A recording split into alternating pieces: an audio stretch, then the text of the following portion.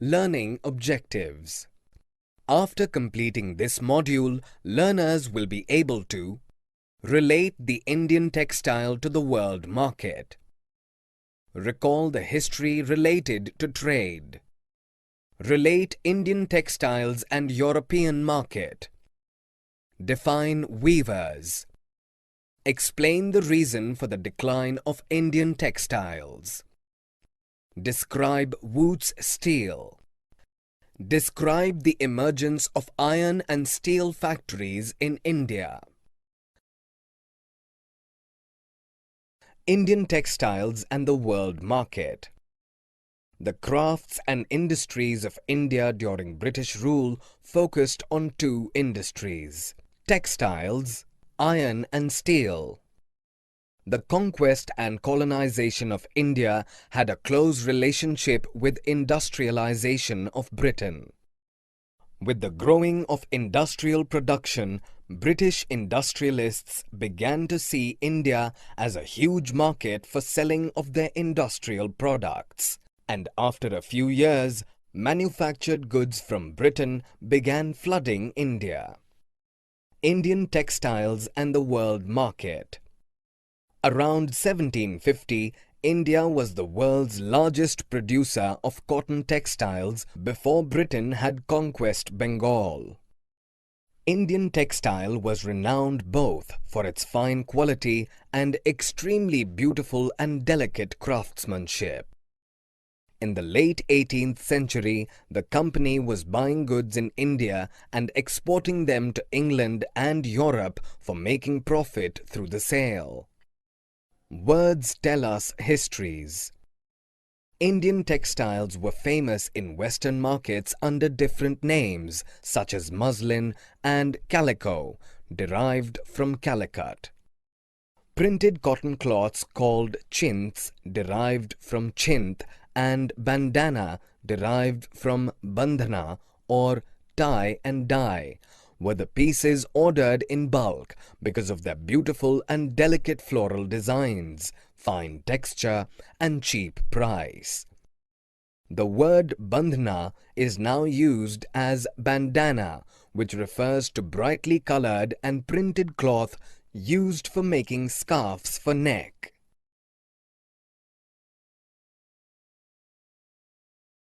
Indian textiles in European markets. Calico Act. Legislation was passed by the British government in 1720 to ban the use of printed cotton textiles, chintz, in England. This act was popularly known as Calico Act. Indian designs were copied and printed in England on white muslin or plain unbleached Indian cloth. Development of textile industries just began to flourish in England, but they were incompetent with Indian textiles. The competition with Indian textiles led to many technological innovations in England, like in 1764, spinning jenny was invented by John Kay to increase the productivity of the traditional spindles. In 1786, steam engine was invented by Richard Arkwright, which revolutionized cotton textile weaving. World was dominated by the Indian textiles by the end of 18th century.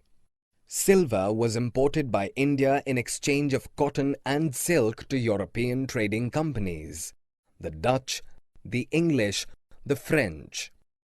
Who were the weavers?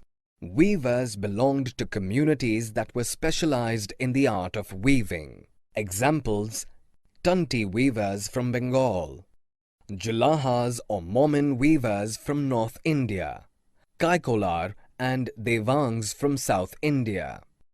Stages of production. Stage 1. Spinning.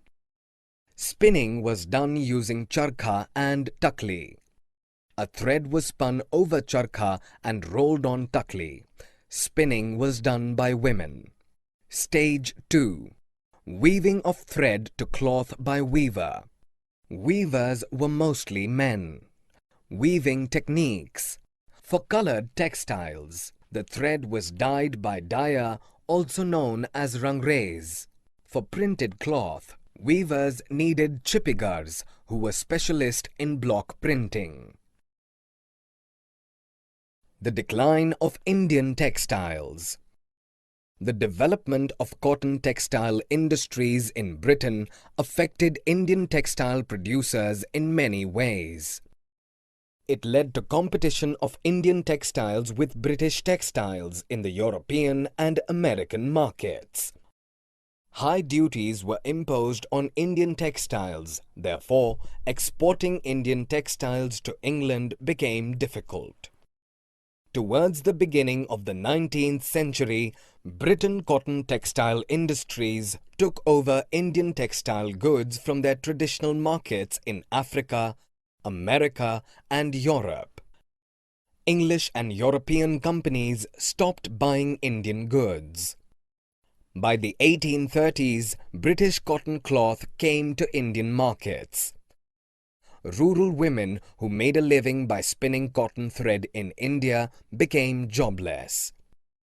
Mahatma Gandhi encouraged people to boycott imported textiles during the national movement and used hand-spun and hand-woven cloth, khadi, which became a symbol of nationalism. Cotton mills come up. In 1854, the first cotton mill in India was set up as a spinning mill in Bombay. By 1900, more than 84 mills started operating in Bombay. During First World War, the first major increase in the development of cotton factory production in India was observed, because the textile imports from Britain were declined and Indian factories were called upon to produce cloth for military supplies.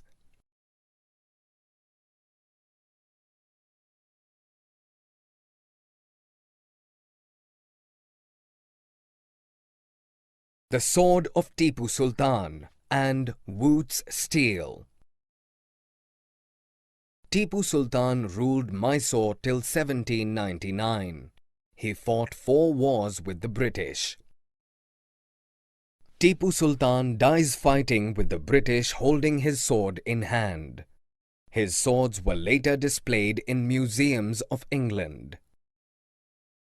Swords of Tipu Sultan were hard, sharp-edged and made up of Wootz steel. These special kind of swords made up of high carbon steel called Wootz was produced all over South India.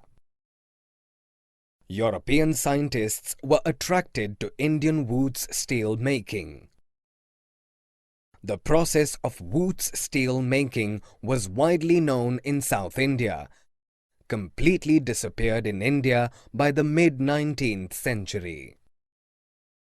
Due to the British conquest in India, the swords and armor-making industry died, and India started importing iron and steel from England, replacing the Indian iron and steel craftsmen. Abandoned furnaces in villages. A highly specialized technique of refining iron was required for the production of Wootz steel. A decline in the craft of iron smelting was observed in 19th century. Many craftsmen given up their craft and looked for other means of livelihood. The artisans producing iron and steel faced a new competitions in the early 20th century. Iron and steel factories in India. Iron and steel factories. In 1904, Charles Weld, an American geologist, and Dorabji Tata, the eldest son of Jamsetji Tata, set up a modern iron and steel plant in India. The Tata Iron and Steel Company, TISCO, came up in 1912 for the first time in India and began producing steel. After 2 years of TISCO, in 1914, the First World War broke out. The steel produced in Britain was used to meet the demand of war in Europe. This led to the decline of imports of British steel into India, and therefore Indian Railways turned to Tisco for supply of iron and steel for rails. As the World War continued for 4 years, Tisco even produced shells and carriage wheels for the war. By 1919, 90% of the total steel produced by Tisco was used by colonial government. Over a span of time, Tisco became the biggest steel industry of India within the British Empire.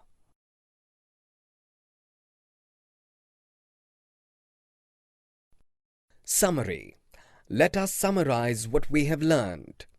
Around 1750, India was world's largest producer of cotton textiles. Indian clothes like muslin, chintz, corsets, etc. were famous worldwide. British completion with Indian textiles led to many technological inventions in England. In 1764, spinning jenny was invented by John Kay in England. Weavers are the communities that are specialized in weaving. The Tanti weavers of Bengal, the Julahas or Momin weavers of North India are some examples of weavers in India. Export of Indian textiles to England become extremely difficult because of high duties imposed on Indian textiles imports in Britain, which led to the decline of Indian textiles. In 1854, first cotton mill was set up as a spinning mill in Bombay. Tipu Sultan ruled Mysore till 1799. He died in a war with Britain with his sword in his hand. In 1912, the Tata Iron and Steel Company was set up by Jamsetji Tata that came up with producing steel. By 1919, Tisco became the biggest steel industry within the British Empire.